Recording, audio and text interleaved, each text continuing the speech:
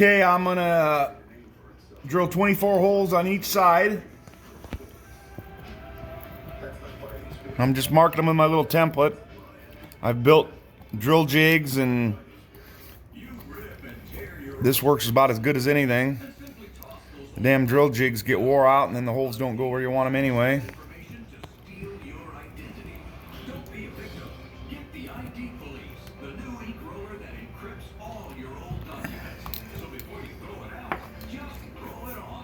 Mess that one up a little bit. That's all right.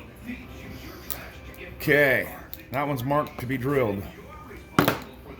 Okay, this is actual stone belt track cutter for studs, or an industrial belt cutter. They make them solid.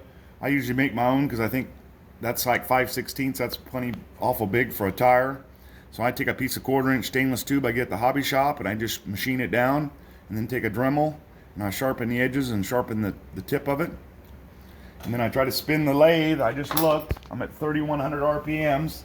So you want to make sure that's fastened good. And then I put a little bit of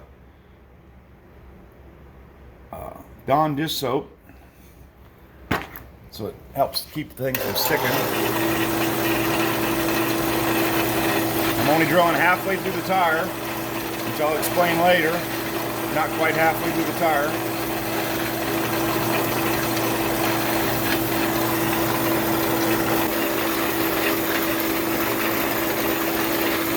That's all the way around. Okay. Let me wipe this off. Okay, now we have the rubber. I don't know if you can see it.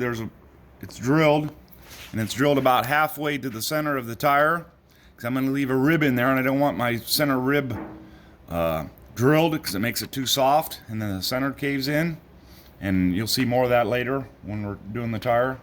Now I got to do the other side, and this tire will be ready to hollow out the inside. You've cut. Take your tire that you've cut 24 holes from each side, but I left not all the way through to the center. I left a gap in the center. Now you take the tire and turn it inside out. I use this jig to push them up onto.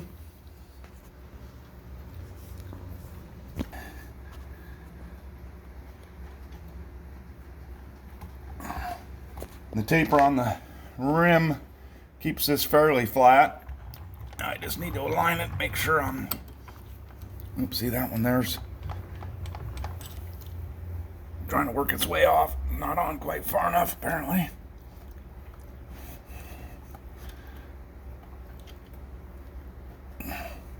That'll really mess you up, won't it?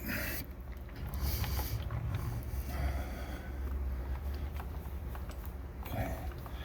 I'm just using my knife blade as a indicator to true it.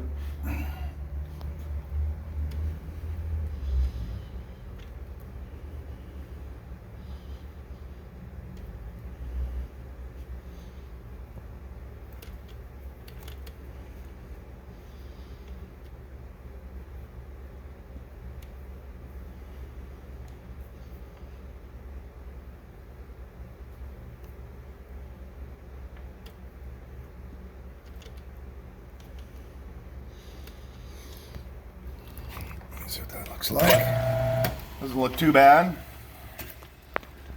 Okay. Now I'm going to make 4 cuts on this tire. I'm going to start on the edge.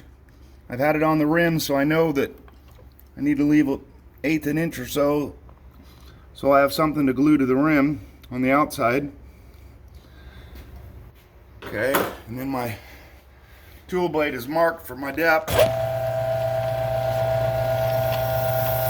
going not quite to the line. It's a little bit much. I make 1 cut.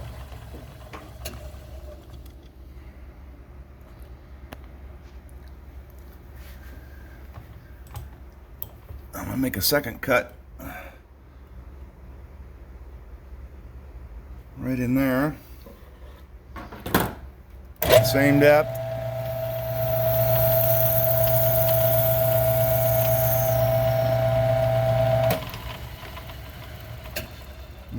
just a narrow strip in the center to support the center from buckling.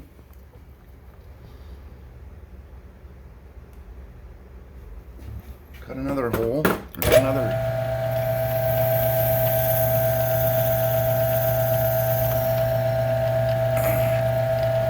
And then the last cut I'm going to make about an 1/8 inch from the center of that groove. Something like that.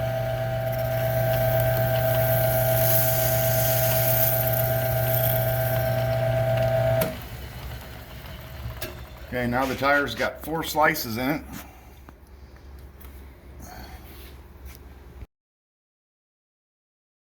This material out and this material out, and leave the center rib alone.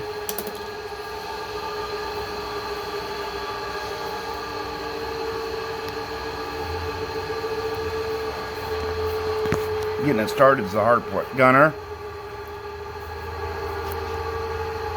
Okay, and then once you get it started,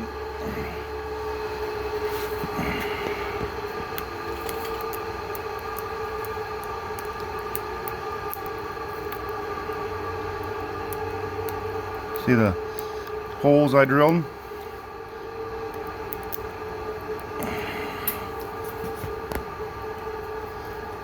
Use a little more light.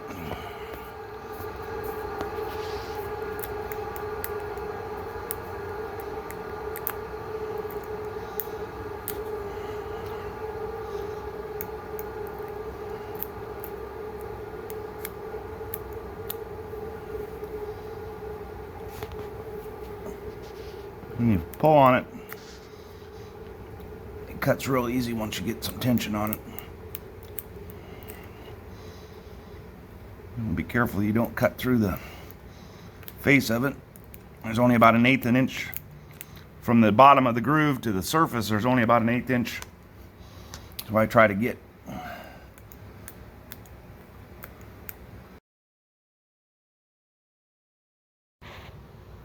Now we're doing the second groove. We're almost done with it.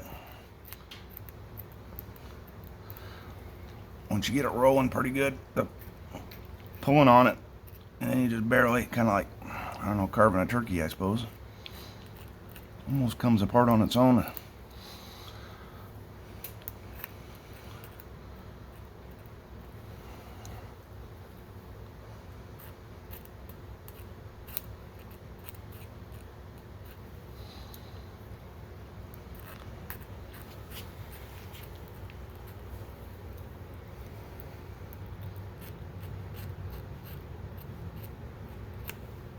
Okay, now flip the tire inside out. Now you can see, I don't know if you can see that or not. Yep.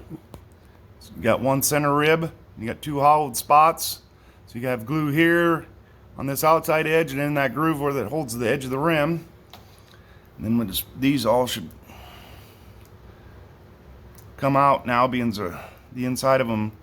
I didn't want to drill clear through my center rib because then it's too soft. It won't support the center very well, so I only drill, that's why I drill 24 holes from each side, and I don't go all the way through.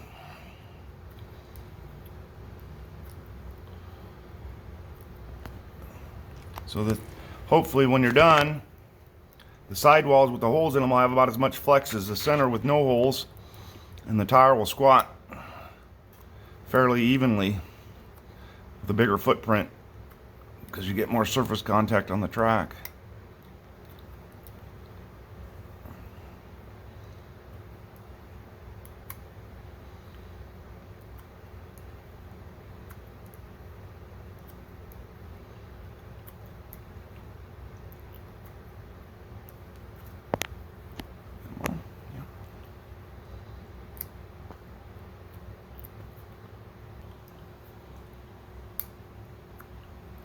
Okay, now you got a tire. It's been drilled on each side, been hollowed out on the inside. Now it's ready to be glued onto the rim.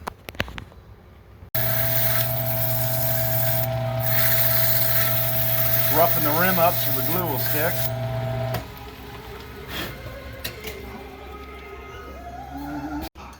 Bombas. Made for you. Made for those in need. Made to give. This stuff's called the Right Stuff. It's actually a gasket maker. It's kind of a cross between silicone and weather strip adhesive. Some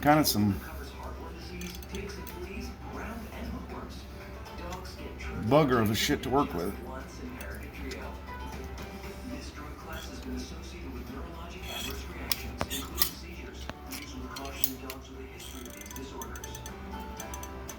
Protect him with all your heart.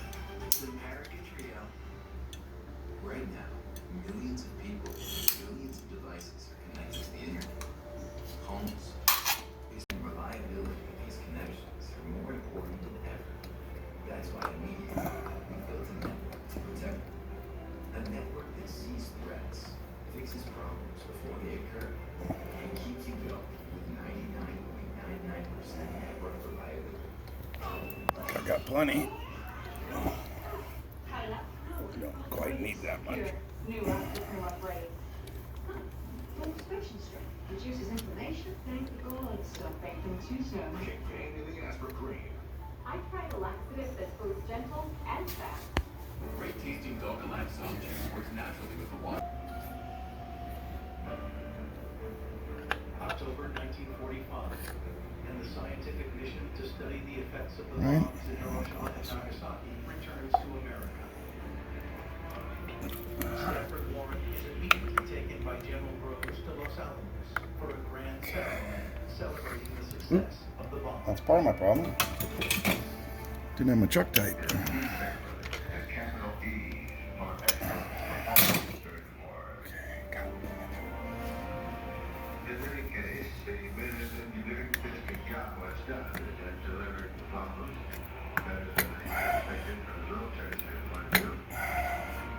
Trying to make sure that center rib is up and down. 1 month later, Groves is called before a Senate committee in Washington, D.C. Convened to understand that our experiment has been a success. The atomic bomb mission which we had overseas made no attempt at Nagasaki and Hiroshima to secure or estimate exact casualties, because the mission did not survey the cities until over a month after the dropping of the bombs. The best overall estimates come from the Japanese. At Hiroshima, the casualties reported by often, that is rather sketchy. The fuel squadron was appointed as my successor. Eventually, a monograph on the You can see how the atomic bomb in Japan came out.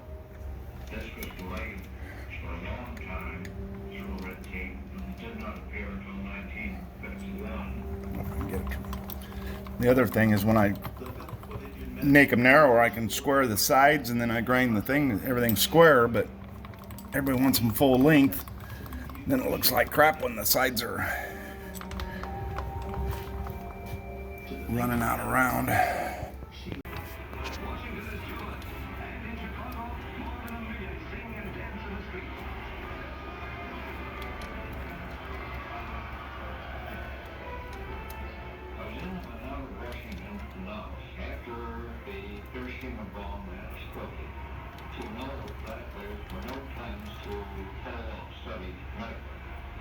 It was quickly apparent that the general tendency in government and indeed the public as a whole, once the war immediate post-war period was over, was to go back to things as usual. Maybe it's because I get.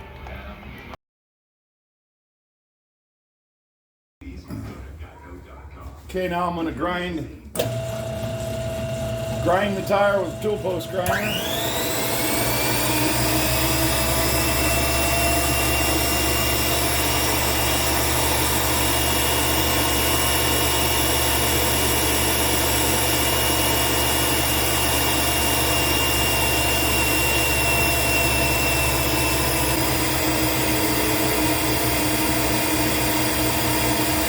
Now I'm going to sweep.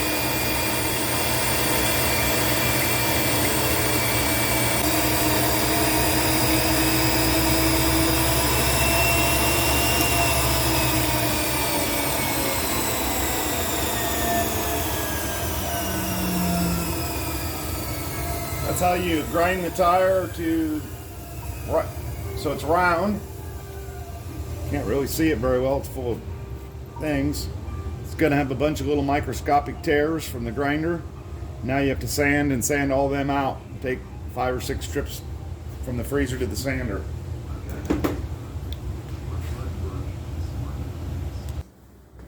Okay, I've sanded all the tires with 400 grit 5 times, freezing them for a couple hours each time. Now I'm on to do, I've got most of the surface imperfections removed from the grinder. Now I'm trying to smooth them up. Now I'm going to 600, and then I'll go to 1,000.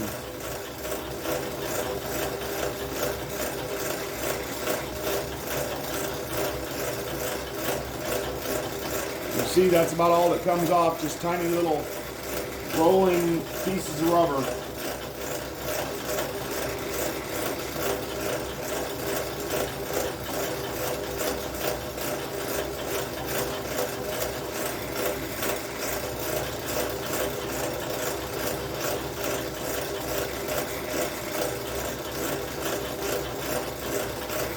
Keep standing on it with steady pressure. Try not to let it get too dry so it gets too hot too fast. Keep checking it with the back of my fingers to make sure the tire is not getting hot.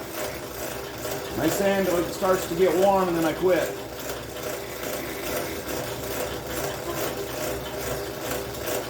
You see, it just keeps rolling off material. Real fine layers of rubber. I keep spraying the alcohol on the, get rid of the rubber off the sandpaper so it keeps cutting without getting hot.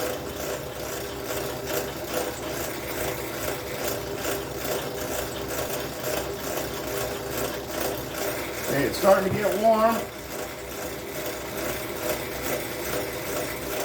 I'll just clean the rubber off the tire.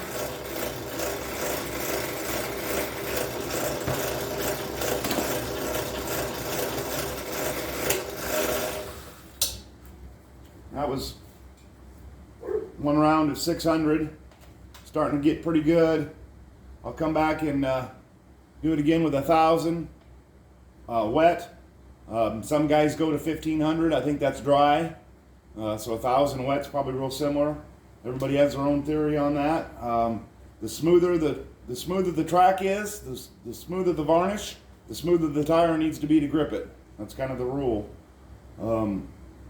We pull on a varnish track, so you want the tire just as absolutely smooth as you can get it without burning it and killing the rubber. Okay, I'm down to making a final 1,000 grit pass. I'm going to lighten up on the pressure.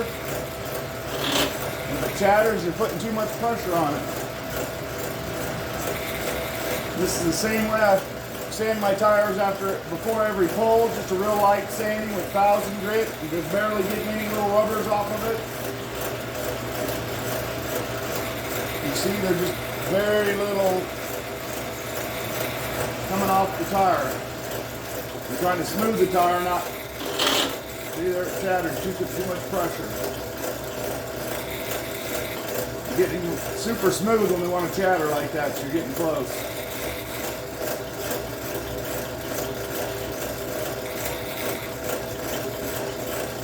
Do it like to clean the rubber off the sandpaper after a little bit. That keeps it from chattering too.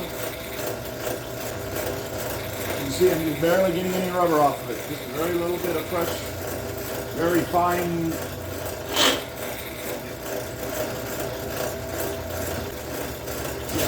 That's all there is to it.